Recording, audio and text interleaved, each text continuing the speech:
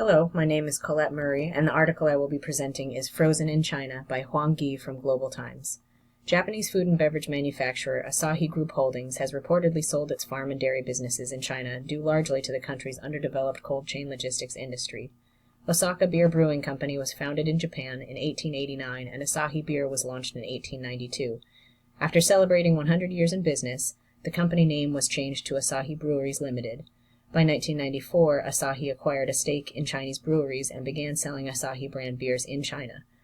Asahi launched a farm business in 2006 and a dairy business in 2008 in East China's Shandong province. Disappointingly, both its dairy and farm businesses ran at a loss, and Asahi has decided to sell off the businesses in China. Experts say this failure is an example of the weakness in China's cold chain logistics. As described by Asian Business News, a cold chain encompasses everything from cooling vegetables as they are harvested, to transporting goods in refrigerated trucks, to storing goods in cold warehouses, or keeping them in freezers or refrigerators at the store. A break in the chain can result in sick consumers and economic loss from spoiled foods. In 2007, consulting firm A.T. Kearney estimated China had about 30,000 refrigerated trucks and 250 million cubic feet of cold storage warehousing. Compare that to just under 300,000 refrigerated trucks and nearly 4 billion cubic feet in the U.S. Despite China's much larger population, its cold storage space equals only about 13% of the U.S. total. A.T. Kearney suggests China would need 365,000 trucks and 5 billion cubic feet of cold storage by 2017 to meet the increasing demands of the growing middle class and its hunger for higher quality, safer foods. However, at the close of 2016, China had increased its cold storage capacity to 3.7 billion cubic feet and still lags behind with only 40,000 refrigerated trucks. Although storage capacity is increasing, most cold chain logistics services remain regional and concentrated in major port cities of first-tier markets such as Beijing and Shanghai. Few are close to production areas, and second-tier cities are very underserved.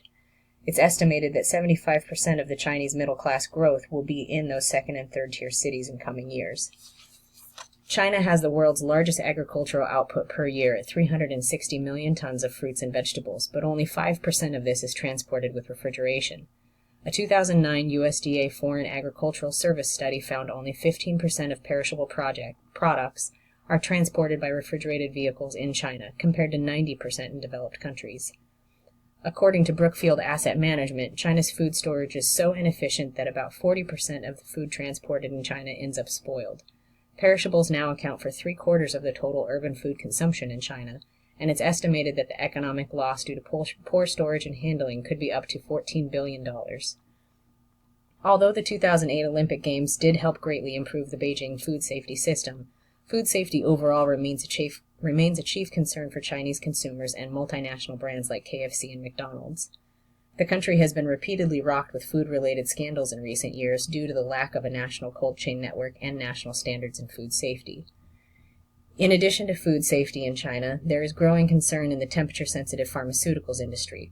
Transportation and storage of vaccines, insulin, and other pharmaceuticals by ill-equipped or untrained service providers has resulted in vaccines being rendered ineffective due to temperature fluctuations. Lack of trained labor specific to the logistics industry has made expansion in China very difficult. The lack of a national logistics network leaves foreign companies like Asahi in a position of having to develop and operate their own cold chain networks. Establishing and maintaining such a network is cost prohibitive for many global food and beverage companies looking to grow their market share in China. Multinational companies find the capital could be better spent on R&D, marketing, and other internal investments. In 2010, the Chinese Development and Reform Commission released a 5-year development plan, encouraging investment in infrastructure to facilitate the creation of a national cold chain framework. Refrigerated warehouse capacity grew 34%, and investments increased by $16 billion USD in 2013. However, according to Global Times just earlier this month, a national logistics network has yet to be established. Unfortunately, the lack of infrastructure has led several food and beverage companies to pull out of or postpone entry into China. The Chinese cold chain industry has been slow to develop over the last decade, and much remains to be done. Further work is necessary to improve logistics management and reduce barriers to entry for foreign companies. The tremendous market need poses challenges and opportunities for global cold chain logistics firms to partner with food, beverage, and pharmaceutical corporations looking to serve China's rapidly growing middle class with higher quality, safer products. Thank you.